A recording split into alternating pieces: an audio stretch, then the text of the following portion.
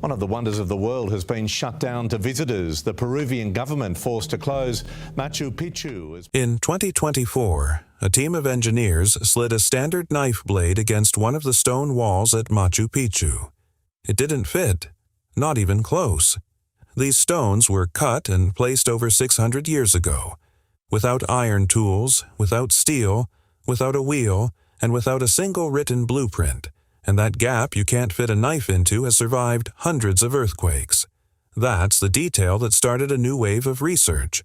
Because if the stonework alone is that precise, what else were the Inca hiding? What scientists found between 2024 and 2026 didn't just add to what we knew about Machu Picchu, it dismantled most of it. Beneath those famous terraces lies an engineering system so sophisticated that modern civil engineers are calling it one of the most advanced underground infrastructures ever constructed. And the deeper they looked, the more the old story fell apart. Here's the question nobody thought to ask. Why is Machu Picchu still standing? This city sits on a narrow mountain ridge nearly 8,000 feet above sea level. It receives over 2,000 millimeters of rainfall every year. The slopes beneath it reach nearly 50 degrees. The surrounding Andean region shakes with frequent earthquakes. Stone cities built in conditions like this don't last centuries. They crack, shift, erode, and collapse. Machu Picchu didn't. And for a long time, we just said, well, the Inca were brilliant builders. That was enough of an explanation. Then, between 2024 and early 2026, teams from Peru's Ministry of Culture, working alongside researchers from Japan, Europe, and the United States, applied ground-penetrating radar and drone-mounted LiDAR to the site at a scale never attempted before. They scanned everything, every terrace, every wall, every surrounding slope of jungle. The finding that stopped everyone. Nearly 60% of Machu Picchu is underground. The terraces, the plazas, the temples you see in photographs, they're the surface of something far deeper, and what's beneath them isn't soil and rock. It's a deliberate, engineered system that was planned and built before a single visible stone was ever laid. For decades, the terraces at Machu Picchu were explained simply. The Inca needed flat land on a steep mountain, so they carved it out of the slope. Logical, clean, and almost entirely incomplete. Beneath every single terrace, researchers found the same repeating structure. Large stones at the base, placed for load-bearing strength. Above those, a thick layer of gravel and crushed rock, then sand. Only at the very top, the thin layer of visible soil where crops actually grew. This pattern repeats across the entire mountainside, terrace after terrace, forming one continuous underground system spanning the whole ridge. This is not how you build a garden. This is how you stabilize a mountain.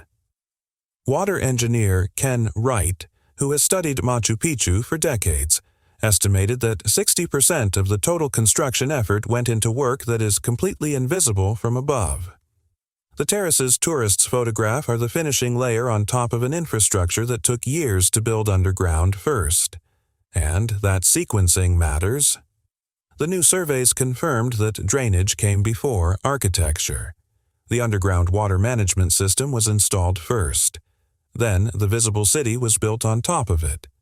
That single detail rewrites the entire construction timeline and tells you something essential about how the Inca thought about building.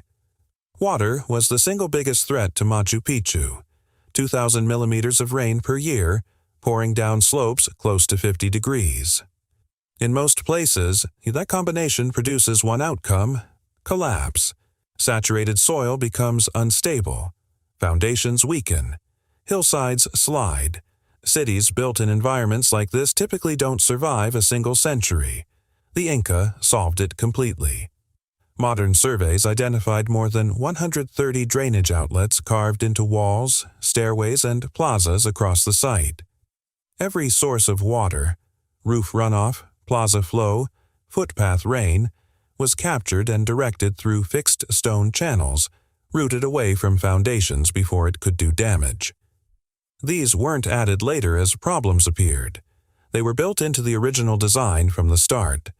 The terraces operated on the same logic. Rainwater enters the topsoil and travels downward through sand, then gravel, then crushed rock, losing speed and pressure at each layer until it drains safely at the stone base. The slope stays locked in place regardless of how hard it rains. On inclines close to 50 degrees, that system should not work. The physics of it looks wrong on paper, and yet parts of this drainage network still function today. 600 years later, carrying rainwater the same way it was designed to on the day it was built. Beneath the plazas and building foundations, the surveys revealed something else. Thick underground beds of crushed stone, permanent drainage layers, invisible from above, built to pull water downward by gravity before it could ever reach the structures above. The Inca didn't just protect the city from water. They built the city on top of a system that made water harmless. Here's a detail that most people don't know. Around 1450 AD, during the construction of Machu Picchu, a major earthquake, estimated at magnitude 6.5 or higher, struck the region. The damage to some ceremonial structures is still visible in the stonework today. And then the builders changed everything. Before the earthquake, the Inca used smaller stones and more conventional wall construction. After it, they adopted something completely different: mortar-free ashlar masonry, where stones are cut and fitted with such precision that no binding material is needed to hold them together. To most people, that sounds like a stylistic choice, a display of craftsmanship. But the engineering reason is more interesting. Mortar makes walls rigid. When the ground moves, rigid walls fight the movement, and that resistance creates fractures.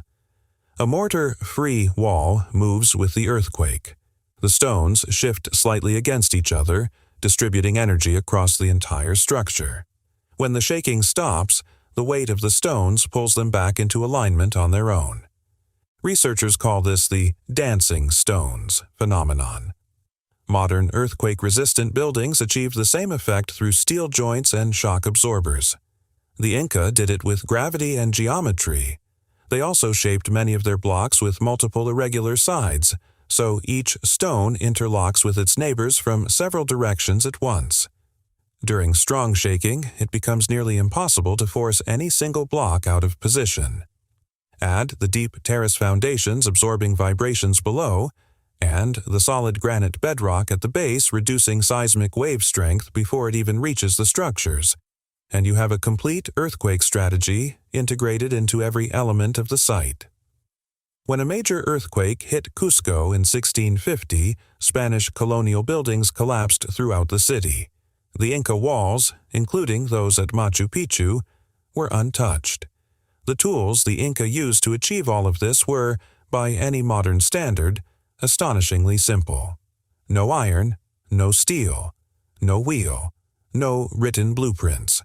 Their primary cutting instruments were hammerstones, harder rocks like basalt or hematite, used to chip and shape enormous andesite blocks over months of careful labor.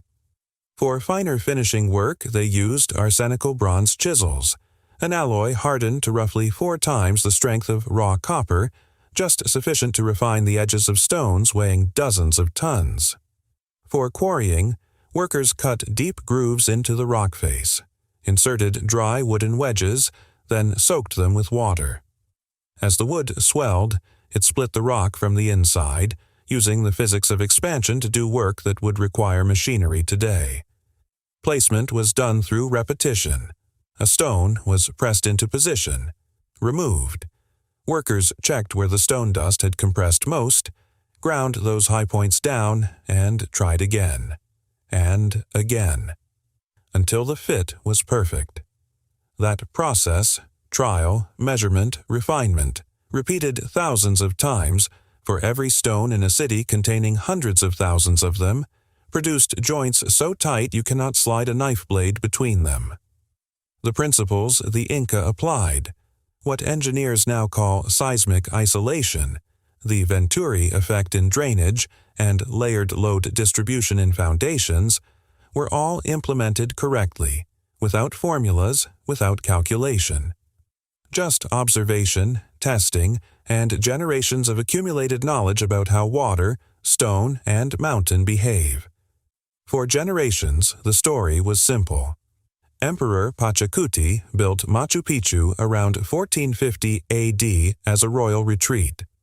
The Spanish conquest ended the Inca Empire around 1530. The city was abandoned, the jungle took over, and American explorer Hiram Bingham discovered it in 1911. That version appeared in textbooks, travel guides, and documentaries for over a century. Almost none of it survives the new evidence intact.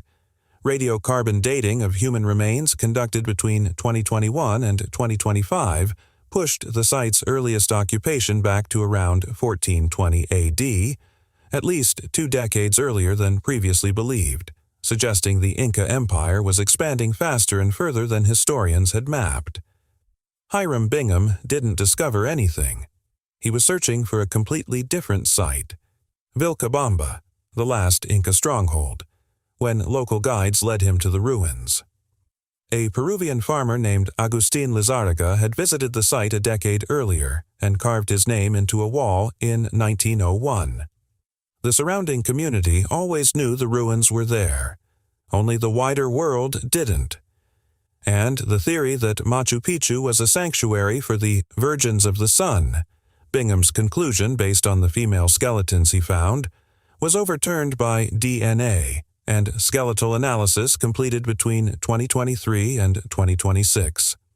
The residents came from across the entire Inca Empire, the highlands, the Pacific coast, and the Amazon rainforest.